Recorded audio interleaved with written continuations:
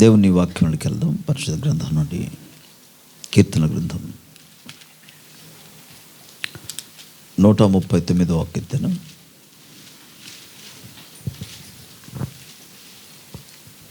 నూట 39వ కీర్తన.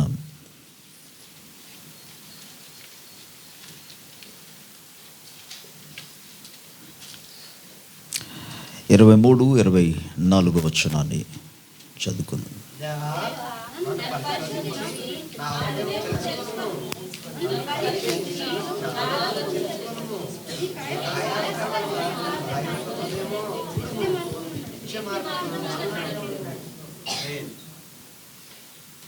చిన్న ప్రార్థన. కృపా కనికరము కలిగిన మా తండ్రి, మీ నామానికి వందనాలు స్తోత్రాలు చెల్లిస్తున్నాం. వాక్యమై ఉన్న దేవుడవు నీవు. మాతో మీరు మాట్లాడమని మేము ప్రార్థిస్తున్నాము నాయన. వినగలిగిన చెవులు, గ్రహించగలిగిన హృదయాలు మా అందరికీ మీరు అనుగ్రహించమని ప్రార్థిస్తున్నాం. అల్పుడును నాయన నీ పాదధుని తండ్రి, నీ దాసుడను నీ యందు మరుగుపరిచి నీ ఆత్మాభిషేకంతో నింపి నాయన మీ దాసుని నోట నీ వాక్కుంచి మీరు మాట్లాడండి. పిలిచిన దేవుడు ఎంతైనా నమ్మదగిన వాడు నాయన. నీ విశ్వాసతకాయ నీకు స్తోత్రాలు. నీ కృప మీదే ఆధారపడి నీ ఆత్మ సహాయమును కోరి సకల మహిమ ఘనత ప్రభావాలు మీరే పొందుకోమని యేసుక్రీస్తు ప్రభు నామములో అడిగి పొందుచున్నాము తండ్రి. Amen. Praise the lord. Hallelujah. మరోసారి దేవాది దేవునికే మహిమ ఘనత ప్రభావము కలుగునుగాక. మన తండ్రి అన్న దేవుని నుండి, ప్రభువైన యేసుక్రీస్తు నుండి కృపా సమాధానము మనందరికీ తోడై ఉండునుగాక. ఈ సంవత్సరం యొక్క అంతంలో ప్రభు మనకు తెలియజేస్తున్న ముఖ్యమైన విషయం, ఒక భక్తుడు దేవుని సముఖంలో తనను గురించి తాను దేవుని ఎదుట పరిశీలన చేసుకున్న ఈ మాట మనకు జ్ఞాపకం చేస్తున్నాడు. దేవా, నన్ను పరిశోధించి నా హృదయమును తెలుసుకొనుము, నన్ను పరీక్షించి నా ఆలోచనలను తెలుసుకొనుము.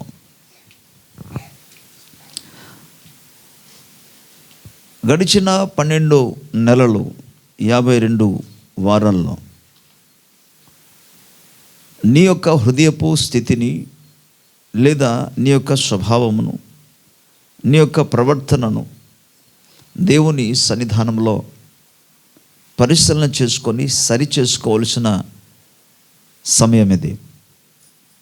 ఎందుకంటే జస్ట్ 1-2 రోజుల్లో మనము నూతన సంవత్సరంలో ప్రవేశించబోతున్నాం. నూతన దినాల్లోనికి మనం ప్రవేశించబోతున్నాం.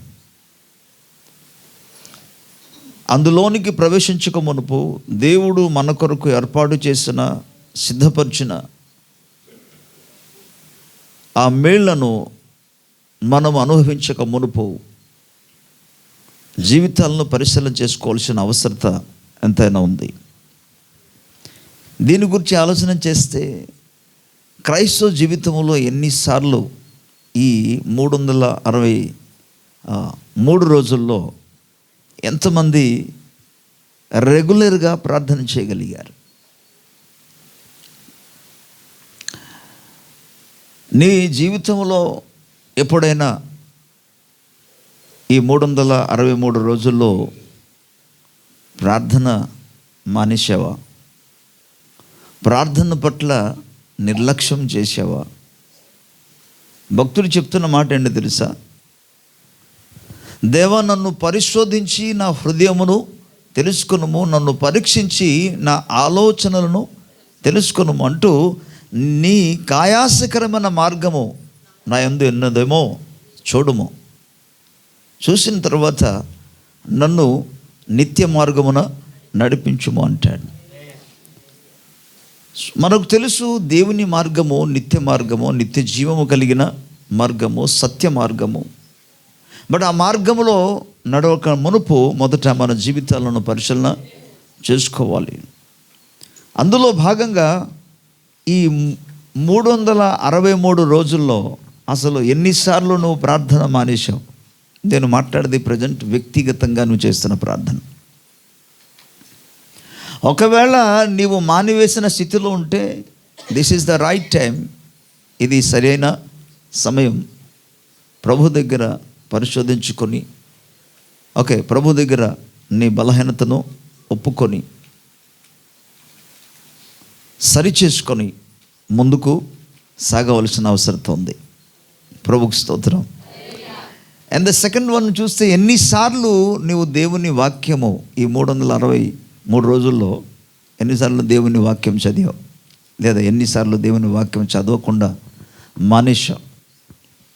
ఇది ఎవరు కూడా ఇంకొకరికి చెప్పక్కర్లేదు. నేను కూడా మిమ్మల్ని అడగను. నీకును దేవునికి మధ్య ఉన్న సంబంధం అది, బంధం అది.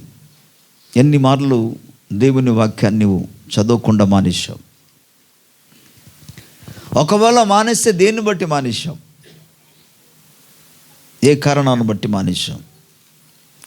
ఇక ముందు కూడా అదే విధంగా కొనసాగాలని అనుకుంటున్నావా, లేకపోతే దైవికంగా దేవుని వాక్యంలో సమయం గడుపుతూ ముందుకు కొనసాగడానికి ఇష్టపడుతున్నావా? దేవుని వాక్యము దేవుని ప్రజల పట్ల చెప్పిన మాట ఏంటంటే, దుష్టుల ఆలోచన చొప్పున నడవక, పాపుల మార్గము నిలవక, అపహాసలు కూర్చుండ చోట కూర్చుండక, యెహోవా ధర్మశాస్త్రమందు ఆనందించుచు దివారాత్రము ధ్యానించువాడు ధన్యుడు. దేవుని వాక్యాన్ని గురించి ప్రభు మాట్లాడుతేమన్నాడంటే, మీరు యెషయా గ్రంథ ద్వితీయోపదేశ కాండములో మాట్లాడుతూ ప్రభు అంటాడు, మీరు ఇంట కూర్చున్నప్పుడు, మీరు లేచినప్పుడు, మీరు బయటికి వెళ్ళినప్పుడు, లోపలికి వచ్చినప్పుడు, ఈవెన్ మీరు మంచం మీదకి వెళ్ళి పరుండి ఉన్నప్పుడు, ప్రతి సందర్భాల్లో కూడా దేవుని గూర్చి, ఆయన వాక్యమును గూర్చి ధ్యానము చేయమంటాడు. అందుకే భక్తుడైన దావీదు అయితే అతని జీవితంలో వాక్యాన్ని బట్టి దినానికి ఆయన 7 మార్లు దేవుణ్ణి స్తుతించాడు. వాక్యాన్ని బట్టి, కేవలం వాక్యాన్ని బట్టి. కనుక ఈ చివరి వారమున, ఈ సంవత్సరం యొక్క ఆఖరి వారమైన ఈ ఆదివారం దినాన్న నీ యొక్క జీవితంలో వాక్యం పట్ల నువ్వు ఎంత ప్రాధాన్యత ఇవ్వగలుగుతున్నావు పరిశీలన చేసుకోవాలి. ఇది కేవలం మీకు జ్ఞాపకం చేయడం మాత్రమే. నువ్వు పరిశీలన చేసుకున్న తర్వాత ఇక ముందుకైనా దైవికంగా కొనసాగడానికి నీవు ప్రభువుకు నిన్ను నువ్వు సమర్పణ చేసుకోవాలి. ఇది తగిన సమయం. దేవుని స్తోత్రం. జీవితంలో ప్రాధాన్యత అనేది దేవుని వాక్యానికి మనం ఇవ్వాలి. ప్రార్థనకు మనం ప్రాధాన్యత ఇవ్వాలి. నీవు ఉదయం లేచిన వెంటనే ఫస్ట్ థింగ్ జరగవలసింది అదే, దేవుని సముఖంలో ఉన్న మోకరించాలి. చిన్నపిల్లలైనా సరే ప్రభు సందులో మోకరించి ప్రార్థన చేయాలి. చిన్నపిల్లలైనా సరే దేవుని వాక్యము చదవడానికి ప్రయత్నం చేయాలి, వారిని నేర్పించాలి. ప్రభుకు స్తోత్రం చెప్దాం గట్టిగా, హల్లెలూయా. అండ్ దేవుని ప్రజలరా, ఎవరి జీవితంలో అయితే దేవుని వాక్యానికి ప్రాధాన్యత ఇస్తారో, ప్రార్థనకు ప్రాధాన్యత ఇస్తారో, ప్రభు తప్పకుండా వారి జీవితంలో గొప్ప మేలు కలుగజేస్తాడు. ఇందులో ఎటువంటి సందేహం లేదు. ప్రభుకు స్తోత్రం చెప్దాం.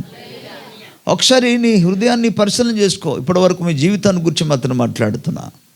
ఆధ్యాత్మిక జీవితంలో ఎంతమంది, ఒక విధంగా చెప్పాలంటే, ఎన్నిసార్లు నీవు ఈ యొక్క 52 వారాలలో, ఈ 363 రోజుల్లో ఎన్నిసార్లు దేవుని సన్నిధిని నీవు మర్చిపోయావు? ఎన్నిసార్లు దేవుని మందిరానికి రాకుండా ఆగిపోయావు? ఇవన్నీ కూడా దేవుడు అలాగ మర్చిపో వదిలేస్తాడు అనుకుంటున్నారా? కాదే, దేవుడు మర్చిపోడు. ఒక విషయం తెలుసా? నీ శరీరానికి దేవుడు ప్రాణం ఇచ్చాడు. ఈ ప్రాణము, ప్రభు అనుగ్రహించిన ఈ ప్రాణం వారానికి ఒకసారి కొట్టుకుంటుందా, లేక ప్రతి క్షణం కొట్టుకుంటుందా? ఈ ఊపిరి ప్రతి క్షణం మీరు పీల్చుకుంటున్నారా, లేకపోతే వారానికి ఒకసారి పీల్చుకుంటున్నారా? ప్రాణం యొక్క విలువ అనేది, ఒక వ్యక్తి అనారోగ్య పాలైపోయి హాస్పిటల్ పాలైపోయిన తర్వాత అప్పుడు ప్రాణం యొక్క విలువ ఏంటనేది తెలుస్తుంది మనుషులకి. ఆ స్టేజ్లోనికి వెళ్ళిన వారికి మాత్రం అర్థమవుతుంది. ఈ క్షేమంగా ఉన్నవాడు, బ్రతికున్న వారికి ప్రాణం యొక్క విలువ ఏంటో చాలామందికి తెలియటంలే.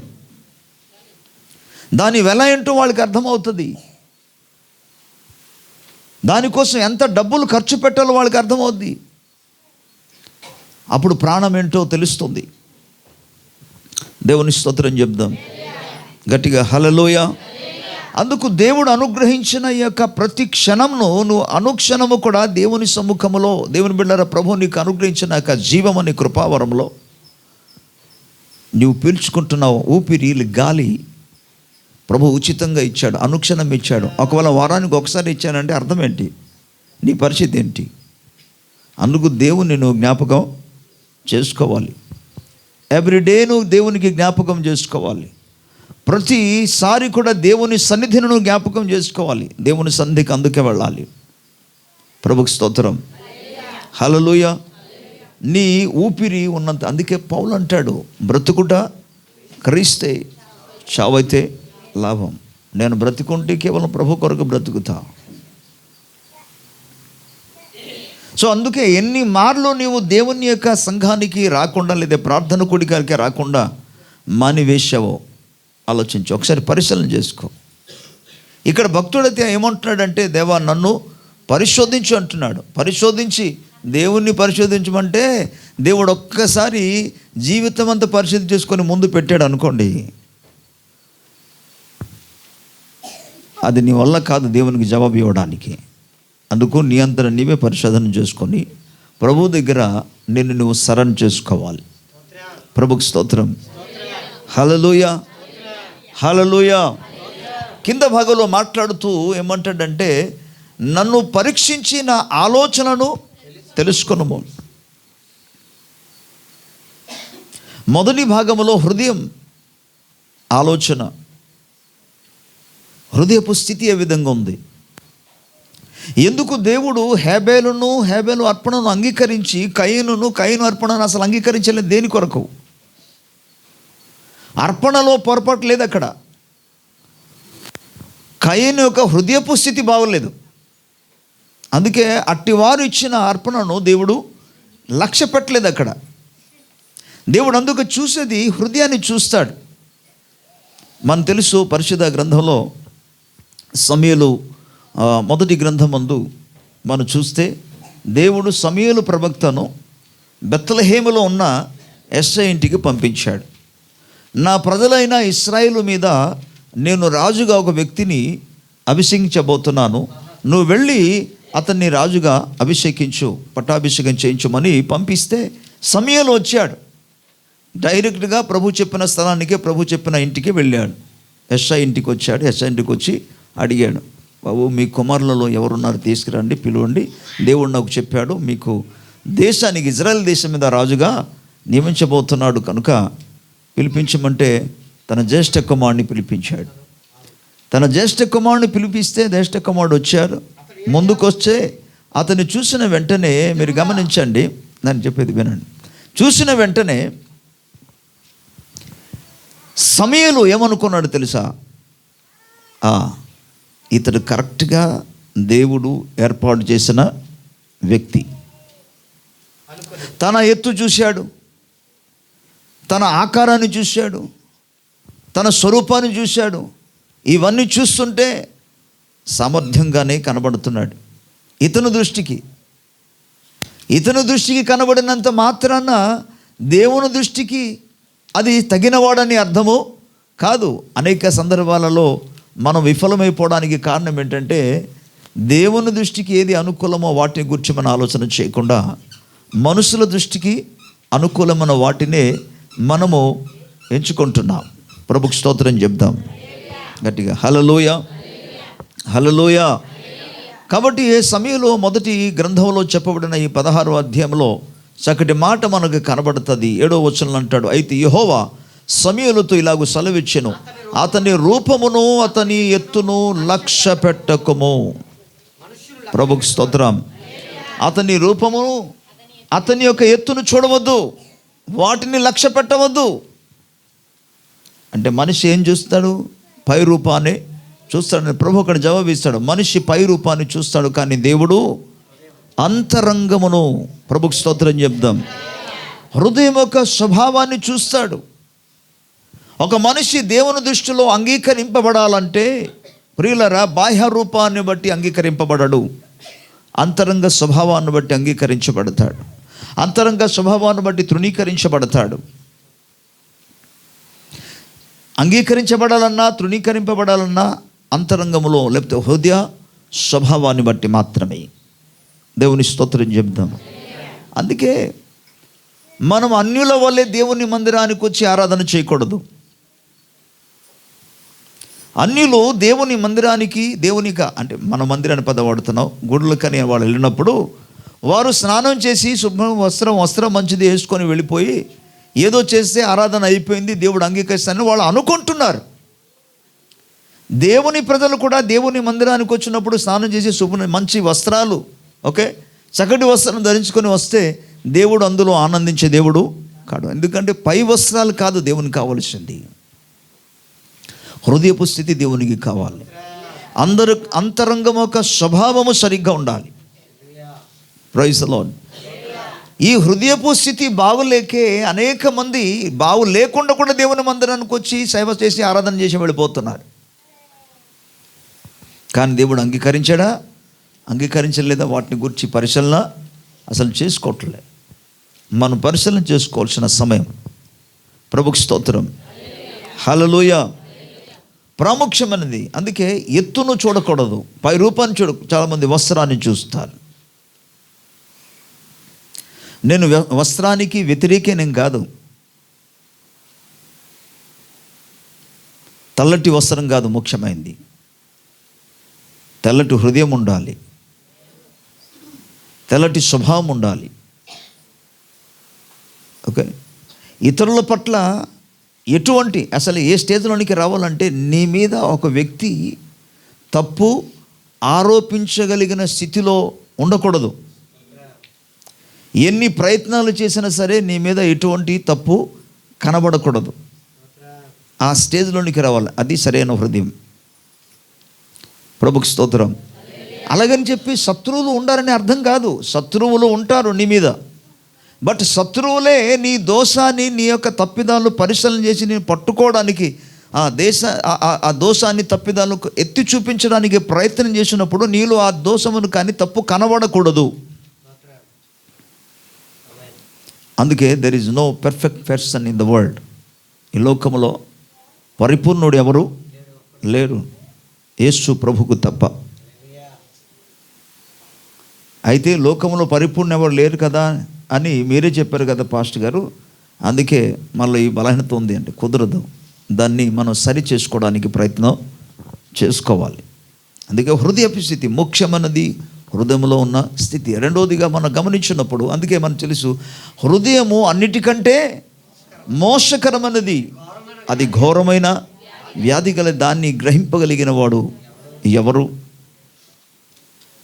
అవును, మనుషులు గ్రహింపలేరు. నీ పక్కనున్న వాడు దాన్ని గ్రహించలేడు, నీ ముందు కూర్చున్న వాడిని గ్రహించలేడు. కానీ అంతరంగాన్ని పరిశీలించగలిగిన దేవుడు గ్రహించగలడు. మీరు హృదయములో ఎటువంటి భావము కలిగి ఉన్నారు అది దేవుడు చూస్తాడు. ప్రభుకు స్తోత్రం. ఇతరుల పట్ల నువ్వు ఎటువంటి ఆలోచన కలిగి ఉన్నావు? కింద వచనాలు మనం చూసుకోగలిగితే అక్కడ కూడా ప్రభు మాట్లాడేది ఏంటంటే, నీవు నన్ను పరీక్షించి నా ఆలోచనను తెలుసుకొనుము అన్నాడు. ఒకటి హృదయము, రెండోదిగా ఆలోచన విధానాల్ని అనేక మందికి పాడు చేస్తుంది. నీవు మంచి ఆలోచన కలిగి ఉన్నావా లేక చెడ్డ ఆలోచన? ఎందుకంటే లేఖనం సెలవిస్తుంది, యేసు ప్రభు అంటాడు మత్తయి సువార్త 12వ అధ్యాయంలో మాట్లాడుతూ 36వ వచనం అంటాడు, అసలు 34వ వచనం నుండి రాయబడి ఉంటుంది.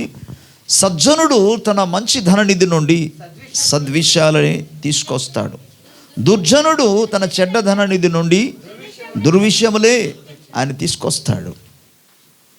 అంటూ హృదయము నిండి ఉన్న దాన్ని బట్టి నోరు, అంటే హృదయములో ఏముంటుందో అదే బయటికి వస్తుంది. వాళ్ళు ఎంత దాన్ని ఎంత దాచుదామని ప్రయత్నం చేసినా, ఒకవేళ దాచి ప్రవర్తిస్తున్నాడు అనుకోండి, దాన్ని ఏమంటారు? దానినే వేషధారణ అంటారు. లోపల ఉన్నది ఒకటి, బయటికి మాత్రం ప్రేమ చూపునట్టుగా కనపడుతూ లోపల ఇంకొకటి ఉన్నది అనుకోండి. ఒక ద్వేషం ఉందనుకోండి, కోపం ఉందనుకోండి, కక్షలు ఉన్నాయనుకో, దాన్ని ఏమంటారంటే వేషధారణ అంటారు. ఎందుకంటే బయటికి ప్రైజ్ ది లార్డ్ కనపడతాడు కదా, మంచిగా కనపడతాడు, కానీ లోపల వద్దు. దీన్ని వేషధారణ అంటాడు. ఎవడో ఒక భక్తుడు అంటాడు, దేవుడు పాపినైనా క్షమిస్తాడు కానీ వేషధారణ మాత్రం అని. అందుకే హృదయపు స్థితి, మనకు ఆలోచన స్థితి పూర్తిగా మార్చిపోవాలి. దాన్ని మనం చేయాలంటే ప్రభు వాక్యం సెలవిస్తుంది. ఫిలిప్పీ రాసిన పత్రిక 2:5 ఏమంటాడంటే, క్రీస్తు యేసునకు కలిగిన ఈ మనస్సు మీరును కలిగి ఉండుడి. ప్రభుకు స్తోత్రం. యేసయ్య నిండా ప్రేమ ఉంది. నేను చెప్పిన మాట అర్థం చేసుకోండి. యేసయ్య నిండా అని పదానికి చెప్పాను, ఎందుకంటే యేసు రక్తమంతా కూడా ప్రేమలో నిండి ఉన్నది. యేసు శరీరం శిరస్సు మొదలుకొని పాదాల వరకు ప్రేమతోనే నింపబడి ఉంది. ఎక్కడ ఏమి చేసినా, ఎటువంటి ఆలోచనలో ఎటువంటి చెడు ఆలోచన కానీ, ఎటువంటి దురాలోచన కానీ, కీడు చేసే ఆలోచన కానీ ఏమాత్రం కూడా లేదు. ఆయన రక్తమంతా పరిశుద్ధమైనది, ఆయన స్వభావమంతా పవిత్రమైనది. ప్రభుకి స్తోత్రం కలుగును. హల్లెలూయా. అందుకంటాను, నన్ను పరిశోధించి నా హృదయాన్ని ఒకసారి చూడు ప్రభువా, నన్ను పరీక్షించి నా ఆలోచనను ఒకసారి చూడు ప్రభువా. ఈ మాట ఆయన చెప్పగలుగుతున్నాడంటే దానికి అర్థం ఏంటో తెలుసా? ఆయన చాలా మట్టుకు దేవునికి ఇష్టడుగా జీవించగలిగాడు కనుక. చూడండి 66వ కీర్తనలో 60 అక్కడ భక్తుడు చెప్తున్న మాట ఒకసారి చూడండి. 66వ కీర్తన. ప్రభుకి స్తోత్రం చెప్దాం. హల్లెలూయా. 17వ వచనం నుండి ఇలాగున రాయబడి ఉన్నది, ఆయనకు నేను మొరపెట్టి తిని, అప్పుడే నా నోట శ్రేష్టమైన కీర్తన ఉండెను. నా హృదయంలో నేను పాపమును లక్ష్యము చేసిన ఎడల ప్రభువు నా మనవి వినకపోవును. నిశ్చయముగా దేవుడు నా మనవి అంగీకరించి ఉన్నాడు. ఆయన నా విజ్ఞాపన ఆలకించి ఉన్నాడు. దేవుడు నా ప్రార్థనను త్రోసివేయలేదు. నా యొద్ద నుండి తన కృపను తొలగింపలేదు. ఆయన సన్నుతింపబడునుగాక. హల్లెలూయా. 19-20 వచనాలు మనం చూసుకుంటే, దేవుడు నా మనవి అంగీకరించున్నాడు, నా విజ్ఞాపన ఆలకించున్నాడు, నా ప్రార్థన త్రోసివేయలేదు, ఆయన కృపను నా యొద్ద నుండి తొలగింపలేదు అంటూ ప్రభువును స్తుతించాడు. ఈ మాట శ్రద్ధగా వినాలి. తలబెగ్గెత్తను. దేవుడు అంగీకరించాడు, విన్నాడు అనే పదానికి అర్థం ఏంటి?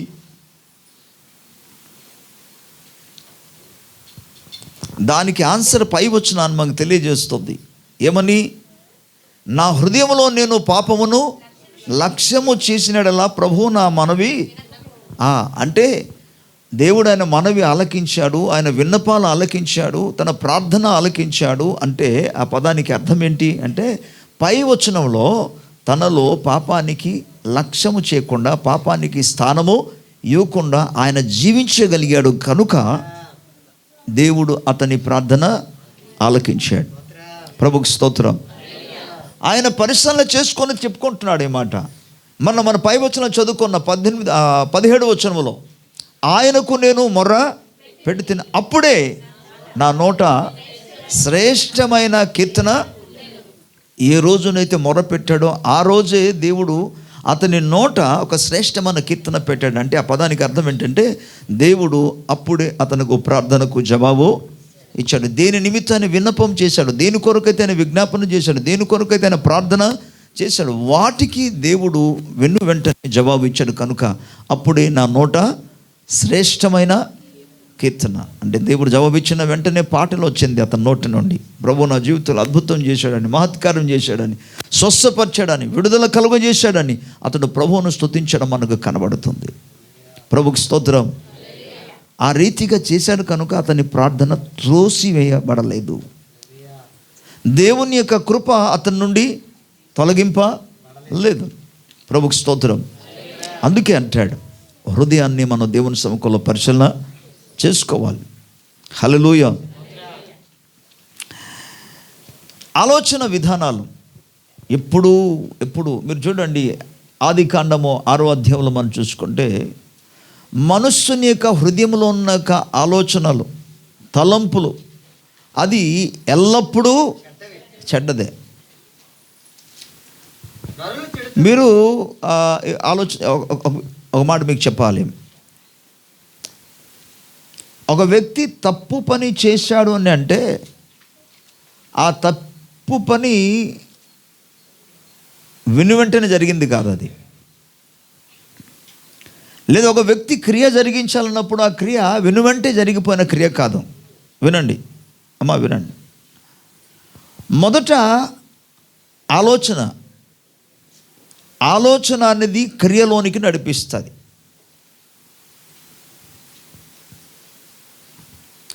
నేను మళ్ళీ చెప్తున్నాను, మనిషి యొక్క ఆలోచనే అతనికి క్రియలోనికి నడిపిస్తుంది. నీవు ఎలాగూ ఆలోచిస్తే ఆ పని మాత్రం నీవు చేస్తావు. ఇది మనిషిది స్వభావం. అందుకే ఒక వ్యక్తి ఫలాను తప్పు పని చేశాడంటే అతని ఆలోచన విధానం అటువంటిదని అర్థం. అందుకే భక్తుడి కాడ అంటాడు, దేవా నా యొక్క ఆలోచనను మీరు పరిశోధించి ఒకసారి పరీక్షించి చూడు ప్రభు అంటాడు. నేను మరలా చెప్తున్నా, హేబేలు అర్పణను అంటే హేబేలు యొక్క హృదయ పరిస్థితి దేవుని సముఖంలో చక్కగా ఉంది, మంచిగా ఉంది, దేవునికి ఇష్టమైన రీతిలో ఉంది. ప్రభుకి స్తోత్రం చెప్దాం. హల్లెలూయా. అందుకే ఈ చెడు ఆలోచనలకు ఏమాత్రం కూడా స్థానము ఇవ్వకూడదు. అది జరగాలంటే వెంటనే ప్రభు దగ్గర సహాయము కోరుకోవాలి. ఎందుకంటే మనం అందరూ కూడా మనుషులమే కదా. యేసు ప్రభుతోనే ఉన్న శిష్యుడైన పేతురు మాల్కా అనే దాసుని తనక కుడి చెవిని తెగ నరికేశాడు కోపంతో. నా ప్రభువును మా గురువును మీరు ఆ విధంగా బంధించి తీసుకెళ్తారనే ఉద్దేశం కలిగి, కోపం స్వభావం అది లోపల ఉంది. మరో సందర్భాల్లో మనం చూస్తే యేసుప్రభు ఒక పట్టణానికి సువార్త ప్రకటించడానికి వెళుతుండగా వాళ్ళు ఏమన్నారంటే, మా పట్టణానికి మేము రావద్దు అనేశారు. ఆ మాట విన్న వెంటనే యోహాను, యాకోబు వారి పేర్లు, వారి యొక్క నాన్నగారి పేరు, వారి యొక్క స్వభావం, ముందు నుండి వచ్చినాక జీవిత విధానం చూస్తే వారి గురించి చెప్పబడిన మాట ఏంటంటే, వాళ్ళు చెప్తారు, యేసయ్య ఈ పట్టణం మీదకి దేవుని యొక్క అగ్ని దిగు వచ్చి వీటిని దహించినట్టుగా చెప్పమంటావా అన్నారు. మీరు ఎలాంటి ఆత్మ కలిగిన వారు బాబు అంటాడు. వాళ్ళ అవకాశం లేదని చెప్పేసి అగ్ని వచ్చి కాల్చేయాలా?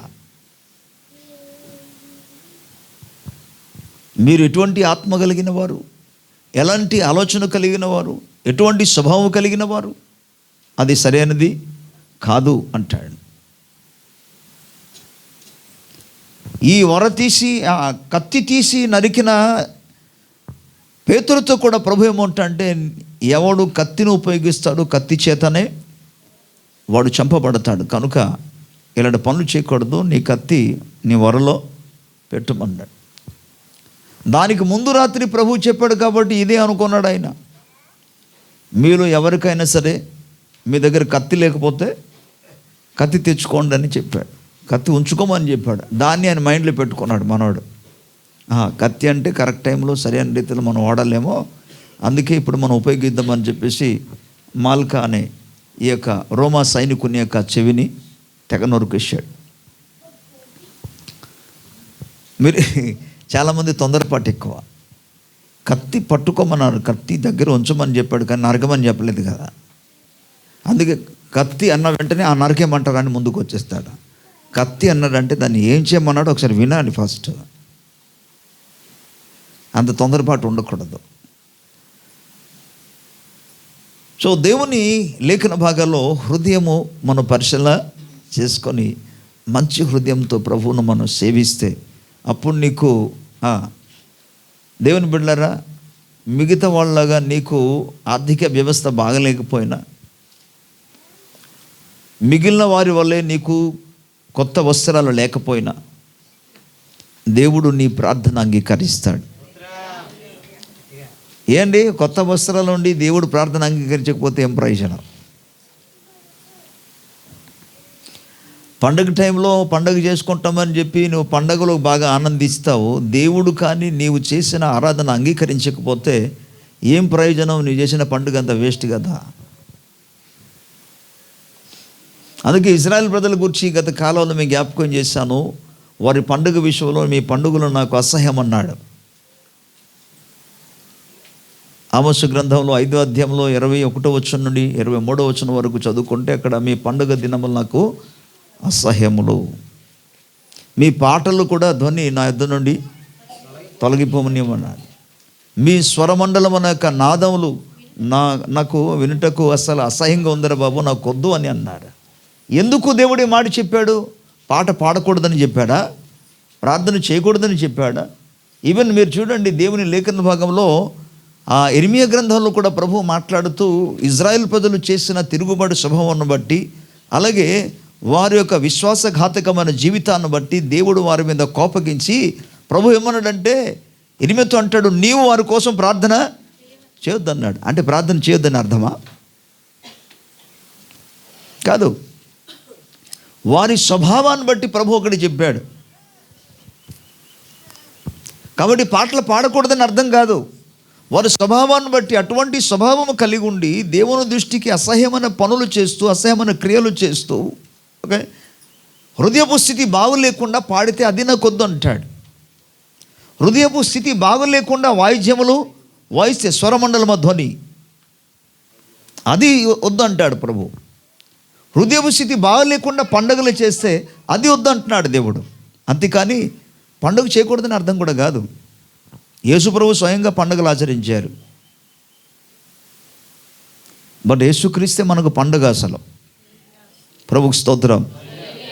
మన హృదయంలో ఆయన ఉంటే అదే పెద్ద పండుగ. అసలు ఒక వ్యక్తి మారు మనసు పొందితే అది భూలోకంలో అసలు కనబడదు, కానీ పరలోకంలో పెద్ద పండుగ. ఎందుకంటే లేఖనం రాయబడింది, ఒక్కడు మారు మనసు పొందితే, పాపి తన పాపం నుండి దేవుని వైపు తిరిగితే పరలోకమందు గొప్ప పండుగ. దేవదూతల సమూహంతో కూడా పండుగ చేసుకుంటారు. కాకపోతే అక్కడ మారు మనసు పొందిన హృదయం ఉంది, మారు మనసు పొందిన మనస్సు ఉంది, మారు మనసు పొందిన వ్యక్తి ఉన్నారు. దేవుని చిత్తానికి, దేవుని వాక్యానికి అనుకూలమైన జీవితాన్ని మార్చుకున్న వ్యక్తి ఉన్నాడు. దాన్ని బట్టి ప్రభు ఆనందిస్తున్నాడు. దాన్ని బట్టి పరలోక సమూహమంతా కూడా ప్రభువుని స్తుతిస్తూ ఘనపరుస్తున్నాడు ఆ వ్యక్తిని బట్టి. ప్రభుకు స్తోత్రం. అందుకు మనం దేవుణ్ణి ప్రార్థించినప్పుడు, దేవుణ్ణి మనం సేవించినప్పుడు, దేవుని సంధానికి మనం వచ్చినప్పుడు, ప్రభుకు స్తోత్రం, మన యొక్క హృదయాలను మనం పరిశీలన చేసుకోవాలి. అది ఎంతైనా అవసరం. భక్తుడు చెప్తున్న మాట అది. పరీక్షించి పరిశోధించి తెలుసుకొనుము అన్నాడు. లాస్ట్లో ఆయన ఏమంటాడంటే, నీకు ఆయాసకరమైన మార్గము నా యందు ఉన్నదేమో చూడుము అంటాడు. ఎప్పుడైనా మన జీవితాన్ని గురించి మనం ఆలోచన చేస్తున్నామా? ఈ సంవత్సరం యొక్క అంతంలో ఆఖరి వారం ముందు దేవుని దృష్టికి ఆయాసకరమైన మార్గం ఏంటి? ఏది ఆయాసకరమైనది? అవన్నీ ఇప్పుడు మీకు వివరించను, కానీ సింపుల్గా చెప్పాలంటే దేవుని వాక్యమునకు ప్రతికూలమైనదంతా కూడా, దేవుని వాక్యమునకు వేరుగా ఉన్నదంతా కూడా ఆయన దృష్టికి ఆయాసకరమైనదే. మరలా చెప్తున్నాను, దేవుని వాక్యమునకు ప్రతికూలమైన, దేవుని వాక్యమునకు వ్యతిరేకమైన ప్రతి స్వభావము ఆయన దృష్టికి అయాశకరమైనదే. ప్రభుకు స్తోత్రం. సో అలాంటప్పుడు దేవుని దృష్టికి ఇష్టమైనదేంటి? ప్రభువు ఏమి చేయమని చెప్తున్నాడో వాటిని చేయడమే. అందుకే యేసు ప్రభువును గురించి తండ్రి అయిన దేవుడు చెప్పిన మాట ఏంటి? ఇతడు నా ప్రియ కుమారుడు, ఈయన యందు నేను ఆనందించుచున్నాను. వాక్యమును రాయబడిన ప్రకారముగా, లేఖనంలో రాయబడిన ప్రకారముగా వాటిని నెరవేర్చడానికి ఆయన వచ్చారు. తండ్రి యొక్క చిత్తమును నెరవేర్చడానికి యేసు ప్రభు వచ్చారు. అందుకు కుమారుని యందు తండ్రి ఆనందించాడు. ప్రభుకు స్తోత్రం. నీ యందు దేవుడు ఆనందించాలి అంటే దేవుని వాక్యానుసరముగా నడవాలి. ఇప్పుడు మరియ జీవితాన్ని గురించి చూడండి. మరియ విషయంలో దేవదూత అయిన గాబ్రియల్ ద్వారా ప్రభు చెప్పిన మాట ఏంటి? మరియా, నీవు దయాప్రాప్తురాలు, నీవు దేవుని కృప పొందితివి. ప్రభుకు స్తోత్రం చెప్తాను. నీవు దయాప్రాప్తురాలు, నీవు దేవుని కృపను పొందితివి, నీకు శుభము కలుగునుగాక. ఆ శుభవచనం ఏంటి? ఆమెను ఆశ్చర్యపడుతుంది. సో ఆమె జీవితంలో జరిగిన ఒక అద్భుతమైన సంఘటన, ఏ కన్యకకు లేనిక, ఏ స్త్రీకి దొరకనిక ఉన్నతమైన భాగ్యం ఆమె జీవితంలో ఆమె పొందుకోగలిగింది. ప్రభుకు స్తోత్రం. మీకు అనేక సందర్భాలు చెప్పాను, ఇప్పుడు కూడా చెప్తున్నాను. బెత్లెహేము, నజరేతు అనే ప్రాంతంలో లేదా యూదయ దేశంలో తన వంటి అనేక మంది కన్యకలు ఉన్నారు. కానీ దేవుడు కేవలం మరియను మాత్రం ఎంచుకున్నాడు. కారణం, ఆమె తనను తాను, తన యొక్క ప్రాణాత్మ శరీరమును పరిశుద్ధముగా కాపాడుకుంది. తన హృదయపు స్థితి బాగానే ఉంచుకుంది. ప్రభుకు స్తోత్రం. హల్లెలూయా. న్యాయము, నీతి, యథార్థత, నమ్మకత్వం, పరిశుద్ధత, ఈ స్వభావాలన్నీ కూడా ఎవరి జీవితంలో ఉంటుందో వారు దేవుని చేత ఆశీర్వదించబడతారు. మనుషులందరూ తృణీకరించిన దేవుడు అతనికి తోడుగా ఉంటాడు. ఒక దినాన్న ఉన్నతమైన స్థితిలోనికి వారిని నడిపిస్తాడు ఆయన. ప్రభుకు స్తోత్రం. పిల్లలు, అందుకే ఒక ప్రశ్న మనం వేసుకోవాలి, ఎంతవరకు దేవుని వాక్యమునకు నీవు విధేయత చూపగలుగుతున్నావు? ఒకసారి పరీక్షించుకో.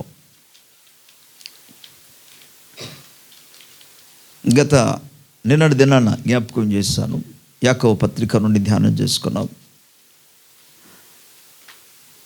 4వ అధ్యాయంలో మనం చూసుకున్నాం ఏంటంటే, ఆయన 6వ వచనం, ఆయన అహంకారులను ఎదిరించి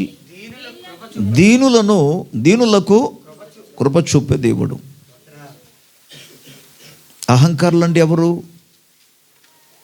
అహంకారులు అన్న వెంటనే ఏదో ఒక వ్యక్తి ఎరోగెంట్గా ప్రవర్తిస్తున్నాడు, ఆ వ్యక్తి గురించి కాదు అక్కడ. అహంకారము ఎవరంటే అహంకారులు దేవుని వాక్యాన్ని పెడచెవి పెట్టినవాడు. దేవుడు, నేను అందుకంటాను, దేవుని కంటే మించిన వాడు ఉన్నారా? దేవుని కంటే అధికారము కలిగిన వాడు ఎవరైనా ఉన్నారా? పరలోకమందు కానీ, భూమి కింద కానీ, భూమి అందు కానీ ఎవడైనా సరే దేవుని కంటే గొప్పవాళ్ళు ఎవరైనా ఉన్నారా? అంత గొప్ప దేవుడు మాట్లాడుచుంటే, తన వాక్యము ద్వారా తెలియజేస్తుంటే, ఆ మాటను నిరాకరిస్తే, తృణీకరిస్తే, ఓకే, దాన్ని ఏమంటారు? అహంకారం కాదా? కొమ్ము రాలేదా? దేవుని వాక్యానికి విధేయత చూపిన వాళ్ళందరూ దీవించబడ్డారు పరిశుద్ధ గ్రంథంలో. ఈ ఉదయకాల సమయంలో ఒక్కసారి నీ హృదయాన్ని పరిశీలన చేసుకో. ఎంతవరకు నీ యొక్క హృదయం కానీ, నీ యొక్క ఆలోచన కానీ, నీవు వ్యక్తిగతంగా దేవుని వాక్యమునకు ఎంతవరకు నువ్వు విధేయత చూపగలుగుతున్నావు? విధేయత చూపితే మనకు 7వ వచనంలో కనబడుతుంది, దేవునికి లోబడి ఉండుడి, అపవాదిని ఎదిరించుడి, అప్పుడు వాడు మీ వద్ద నుండి పారిపోతాడని చెప్పాడు. కనీసం నేను అంటాను, ఒక చిన్న దెయ్యమైన వెళ్ళగొట్టావు అసలు. నేను ఈ సంవత్సరం గురించి అడుగుతాను, గడిచిన సంవత్సరం గురించి కాదు. పెద్ద దెయ్యం కాదు, చిన్న దెయ్యం. పాస్టర్ గారు అది పాస్టర్లు కదా చేస్తారండి, పాస్టర్లు చేస్తారని ఎక్కడ రాయబడింది? పాస్టర్ల కొరకే అని పరిమితంగా ఉందా బైబిల్లో? లేదు. యేసు ప్రభు ఏమన్నాడు తెలుసా? నమ్మిన వారి వలన ఈ సూచక్రియలు జరుగును అన్నాడు. మార్కు సువార్త 16వ అధ్యాయంలో 16వ వచనం నుండి మనం చదువుకుంటే రాయబడి ఉంటుంది, నమ్మిన వారి వలన మీరు నా నామమున దెయ్యములను వల్లగొట్టుతారు. బాధకరమైన విషయం ఏంటంటే దెయ్యాల్ని వెళ్ళగొట్టడం కాదు, దెయ్యాల్ని తెచ్చుకుంటున్నారు. ఓకే, దెయ్యపు స్వభావం కలిగి ప్రవర్తిస్తున్నారు. దెయ్యాలకి వారి గురించిన వారికి అవగాహన అసలు ఉండదు. దెయ్యములకు వారి యొక్క ఆరోగ్యమును గురించి అవగాహన ఉండదు. దెయ్యములకు సమాధాన గురించి కానీ, శాంతిని గురించి కానీ, ప్రేమను గురించి వాటిని కూడా ఏమీ తెలియదు. అందుకే మార్కు సువార్త 5వ అధ్యాయంలో దెయ్యము దెయ్యం పట్టిన వ్యక్తి తన్ను తాను గాయపరుచుకుంటున్నాడు. సంకెళ్ళతో బంధించిన సరే ఒక స్థలంలో ఉండలేక సంకెళ్ళను సహితము తెంచివేసి అసలు తన్ను ఇంట్లోనే ఉంచాలని ఒక మంచి వ్యక్తిగా ఉంచడానికి ప్రయత్నం చేస్తూ ఇంట్లో ఉన్న వాళ్ళు ఎంత ప్రయాసపడారో వాటన్నిటి గురించిన ఆలోచనే లేదు. ఎప్పుడు వెళ్ళిపోయినా సమాధుల దగ్గరికి వెళ్ళిపోవాలి, లేకపోతే కొండల దగ్గరికి వెళ్ళిపోవాలి, అక్కడ కేకలు వేయాలి. ఓకే, మీరు గమనించండి, చాలామంది జీవితంలో దేవుని సన్నిధానికి రాకుండా పనికిరాని స్థలాల్లో సమయం కేటాయిస్తారు. అసలు అందుకే అటువంటి దెయ్యాన్ని వెళ్ళగొట్టాలి.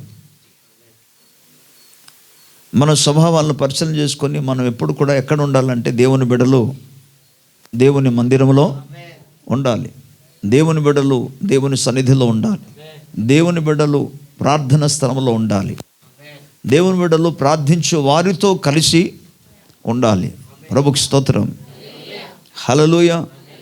దేవుని బిడ్డలు వాక్య ధ్యానం చేస్తున్న వారి మధ్య మనం కలిసి ఉండాలి. ఎందుకంటే దేవుడు ఒక్కొక్క వ్యక్తిని ఒక్కొక్క ఆలోచన ఇస్తాడు. ఒకే వాక్యం నుండి అనేకమైన కోణంలో ప్రభు ప్రత్యక్షత ఇస్తాడు. కనుక ఒకరికి దేవుడు అనుగ్రహించిన ప్రత్యక్షత ఒకరితో ఒకరు పంచుకున్నప్పుడు వారికి ఆధ్యాత్మిక జీవితంలో క్షమాభివృద్ధి కలుగుతుంది.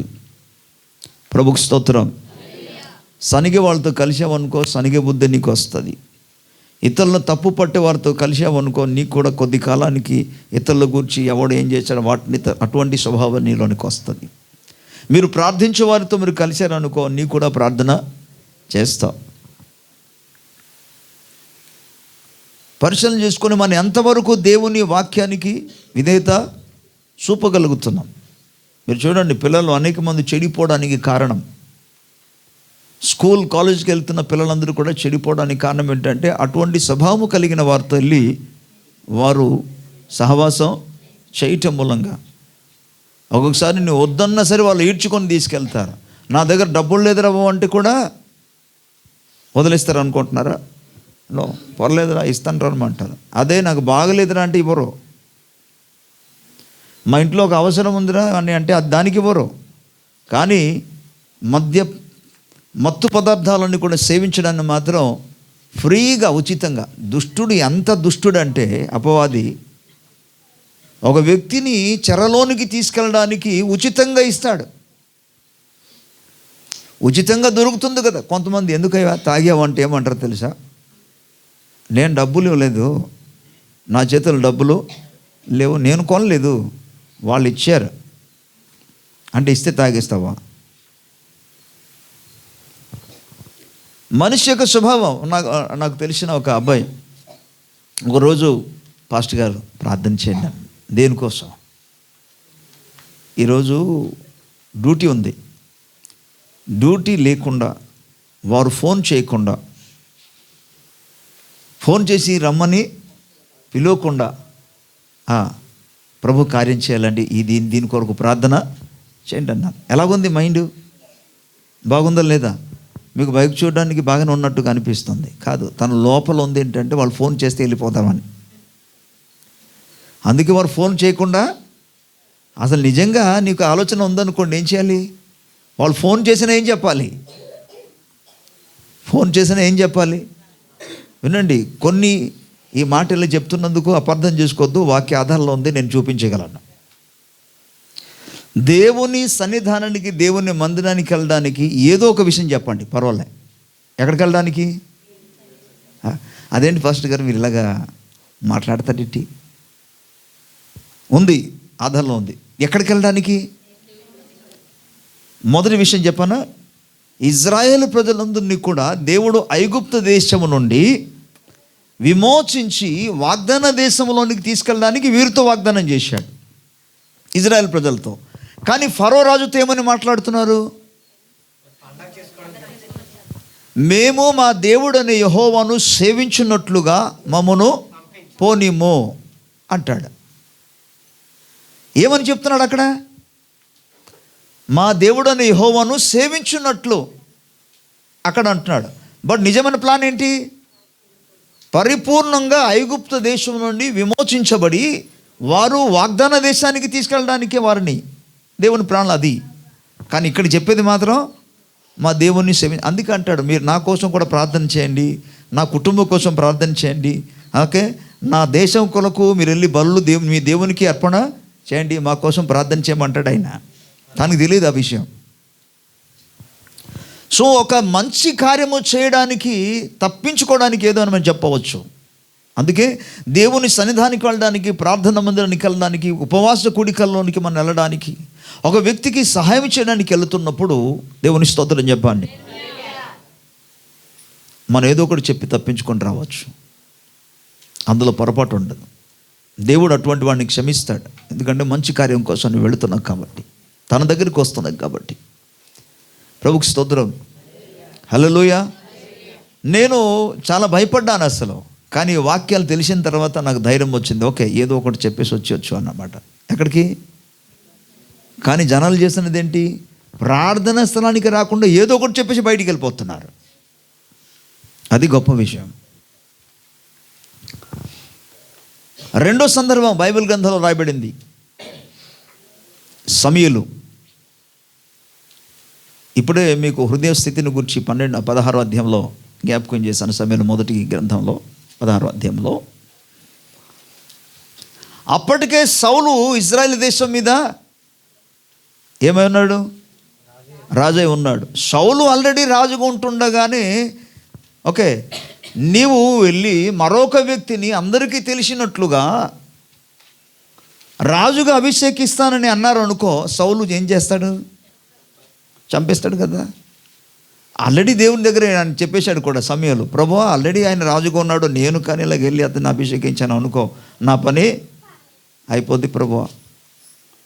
మరి ఏంటంటే ఇప్పుడు ఊరుకొని వెళ్ళిన వెంటనే ఊరోళ్ళందరూ అడుగుతారు, అయ్యగారు వచ్చారు ఏంటి పరిస్థితి అని అడిగారు అనుకో, నేనేం కాదు, ఎస్ఐ ఇంట్లో ఉన్నాక వారికి తన కుమారులలో ఒకరిని నేను అభిషేకించబోతున్నావు రాజుగా అన్నారు అనుకో, ఈ వార్త రాజుగారికి నెమ్మదిగా తెలిసిపోద్ది. ఊరిలో ఉన్నవాడు ఎవడో ఒకటి చెప్పేస్తాడు. అందుకు దేవుడు అన్నాడు, ఏం కాదు, నేను బలి అర్పణ చేయడానికి వెళుతున్నానని చెప్పమన్నాడు. దేవుడే చెప్పాడు. ప్రభుకి స్తోత్రం. దేనికి? యెహోవా కొరకు నేను బలిని అర్పణ చేయడానికి వెళుతున్నానని చెప్పు. ఎవరు అడిగినా అదే చెప్పమన్నాడు. కానీ అసలైన పాయింట్ ఏంటి అక్కడ? ఎస్ఐ ఇంటికి వెళ్ళి ఎస్ఐ కుమారులలో ఒకరిని అభిషేకించడానికి. సో మన ప్రార్థన, నేను చెప్పేది ఏంటంటే, ప్రార్థన మందిరాలకి మనం వెళ్ళడానికి, దేవుని సన్నిధానానికి మనం వెళ్ళడానికి ఏదో ఒకటి చెప్పి మనం రావచ్చు. ఇందులో దేవుడు ఎక్స్క్యూజ్ ఇస్తాడు, క్షమాపణ ఇస్తాడు. ఎందుకంటే నువ్వు దేవుని సన్నిధానానికి వెళుతున్నావు కాబట్టి. ప్రభుకి స్తోత్రం. నేను చెప్పేదంటే, నీ హృదయపు స్థితి బాగుంటే, ఎలాగుంది నీ స్థితి అని, అదే అనమాట. నేను హృదయపు స్థితి ఎలాగుంది? దేవుని సన్నిధానానికి వెళ్ళడానికి మైండ్ ఉందా? హృదయం ఉందా? ఆలోచన ఉందా? ప్రార్థన చేయడానికి మైండ్ ఉందా? ఇక చాలామంది ఉపవాసం ఉండలేరు. ఎందుకు ఉండలేరు? ఆల్రెడీ వారి స్థితి, మైండ్, వారి ఆలోచన అంతా కూడా దీని మీద ఉంటుంది కాబట్టి. నో, నేను ఈరోజు ఎలాగైనా సరే ఉపవాసం ఉండాలి అని నీ ఆలోచనలో కానీ మార్పు ఉంటే దేవుని చిత్తానికి అనుకూలంగా తప్పకుండా నువ్వు చేయగలవు. అది అందుకే ఆలోచన అది యాక్షన్లోనికి వస్తుంది. Your thoughts will became a action. ప్రభుకు స్తోత్రం చెప్దాం. అందుకు నన్ను పరిశోధించి పరీక్షించుకొని నా హృదయాన్ని, నా ఆలోచనలను తెలుసుకున్నాము. ప్రభువా, నా యందు ఆయాసకరమైన మార్గం ఉన్నదేమో. అందుకే అది ఏది దేవుని దృష్టికి ఆయాసకరమైనది అది తెలుసుకోవాలంటే మన వాక్యంలోనికి వెళ్ళాలి, చదువుకోవాలి. ఏది ఆయాసకరమైనది, ఏది దేవునికి ఇష్టం లేనిది, వాటిని మన జీవితం నుండి తీసివేయాలి. దేవుని స్తోత్రం. అలాగూ చేస్తేనే మీకు దావీదుని గురించి తెలియజేసినట్లుగా అలాగూ చేస్తే దేవుడు నీ మొర ఆలకిస్తాడు. ఆయన నా ప్రార్థన త్రోసివేయలేదన్నాడు. అందుకే ఆయన దృష్టికి నీవు ఆ విధంగా నీ హృదయపు స్థితి మార్చగలిగితే, ప్రభుకు స్తోత్రం. నేను మళ్ళీ చెప్తున్నా, ఒక 2 డేస్లో మనము నూతన సంవత్సరంలోనికి ప్రవేశించబోతున్నాము. ఆ పాత స్వభావంతో ప్రవేశించవద్దు. హృదయం మార్చుకొని నవీన స్వభావంతో దేవుని యొక్క ఆ కృప కలిగిన నూతన సంవత్సరం ఇస్తుండగా అందులో మనం ప్రవేశించేవాడుగా ఉండాలి. సో ఇంతవరకు ఈ గడిచిన 52 వారాలు, 363 రోజులు, 12 నెలలు నీ యొక్క జీవితంలో ఏమైనా దేవుని దృష్టికి చేయవలసింది చేయకుండా, చేయకూడని నువ్వు చేసిన స్థితిలో ఉంటే జస్ట్ రిమెంబర్. వాటిలో ముఖ్యమంది మీ జ్ఞాపకం చేసిన ప్రేయర్ ఎన్నిసార్లు మానేశావు, వాక్యం ఎన్నిసార్లు మానేశావు, దేవుని సన్నిధి ఎన్నిసార్లు మానేశావు, దైవ కార్యాలు, దేవుని ప్రసన్నత ఎన్నిసార్లు మానేశావు, ప్రేమ చూపడం ఎన్నిసార్లు మానేశావు, సత్యమును అనుసరించకపోవడం ఎన్నిసార్లు మానేశావు, పరిశుద్ధత కలిగి జీవించడం ఎన్నిసార్లు మానేశావు. పరిశీలన చేసుకొని ముందుకు వెళదాం. అప్పుడు దేవుని చేత నువ్వు అంగీకరించబడతావు. ఆమేన్. కళ్ళు మూసుకుంటూ ప్రార్థన చేసుకుందాం. థ్యాంక్ యూ లార్డ్, నీకు స్తోత్రం. Hallelujah. Wonderful Jesus, I give you glory, honour and father. కబలా షదరియా. అందరూ కళ్ళు మూసుకొని ఇది ప్రార్థించే సమయం. అందరూ కూడా వ్యక్తిగతంగా ప్రభు సముఖంలో ప్రార్థించే సమయం. ఇంతవరకు విన్న వాక్యాన్ని బట్టి నీ హృదయపు స్థితి గురించి ఒకసారి ఆలోచించి ప్రభు దగ్గర మొరపెట్టు. ప్రభు సహాయమును కోరుకో. లార్డ్ క్లీన్స్ మీ అని ప్రార్థించి, ప్రభు నా హృదయం స్థితి బాగు చేయను, నాలో శుద్ధ హృదయం కలుగజేయను ఆయన, శుద్ధ మనస్సు నాకు కలుగజేయను ఆయన, పవిత్రమైన హృదయం దయచేయను ఆయన, పవిత్రమైన ఆలోచన నాకు దయచేయను ఆయన, నా యందున్న ప్రతి ఆయాసకర మార్గాన్ని తీసివేయండి ప్రభు. గత కాలంలో ఎన్నో పర్యాలు ప్రభు నాయన అయ్యా, నేను ప్రార్థన మానివేశాను, క్షమించాను. ఎన్నో మార్లు బైబిల్ చదవకుండా మానేశాను, క్షమించాను. ఎన్నో మార్లు నీ సన్నిధి నేను మానివేశాను ప్రభు. ఓ లార్డ్, ఫర్గివ్ మీ లార్డ్.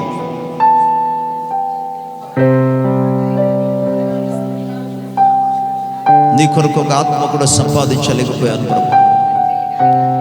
నువ్వు కోరుకున్నట్లుగా జీవించలేకపోయాను. నువ్వు ఆశించిన రీతిలో నేను బ్రతకలేకపోయాను. క్షమించు నాయన. దైవ స్వభావంతో నన్ను నింపు, దైవ ఆలోచన చేతనను నింపు ప్రభు.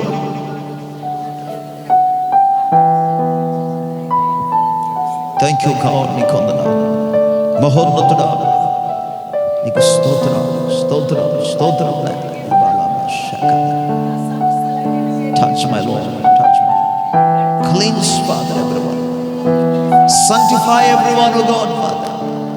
Shibala kurala mashaba. నీ స్వభావాన్ని మార్చు. ఇతరుల పట్ల భిన్నాభిప్రాయాలు, భేదాభిప్రాయాలు, కోపము, క్రోధమును కలిగి ఉండడం అది దేవుని దృష్టికి అసహ్యమైనది, హేయమైనది. వాటిని పూర్తిగా నువ్వు తీసివేయాలి, తొలగింపు చేయాలి. దేవుని ప్రేమ చేత నింపబడాలి. దేవుని బిడ్డ, దేవుడు పై రూపమును చూచేవాడు కాదు.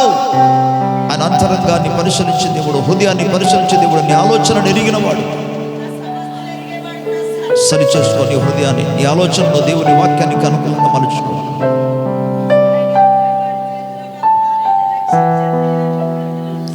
మహాపరిశుద్ధుడును, మహోన్నతుడును, మహాఘనుడును, గొప్ప దేవా, నీ నామానికి వందనాలు, స్తోత్రాలు. దేవా, నీ మాటలు నీ ప్రజలకు తెలియజేస్తుండగా వారి హృదయాల్లో నాటబడి నూరంతులుగా ఫలించగలుగున్నట్లుగా కృప చూపు నాయన. నీ వాక్యము కేవలం వినువారు మాత్రమే ఉండకుండా నాయన, వాక్య ప్రకారము ప్రవర్తించేవారు ఉన్నట్లుగా సహాయము దయచేయండి. ఎవరి స్థితిగతులను వారు తెలుసుకొని నీ దగ్గర సరి చేసుకొని ప్రభువా నీ చేత ఆశీర్వదించబడలాగు నా కృప చూపు నాయన. మహిమ మీకే, ఘనత ప్రభావాలు మీకే. యేసయ్య నామములో అడుగుచున్నాము తండ్రి, ఆమేన్. Praise the lord. దేవుని స్తోత్రం. God bless you. ప్రభువు దీవించును గాక.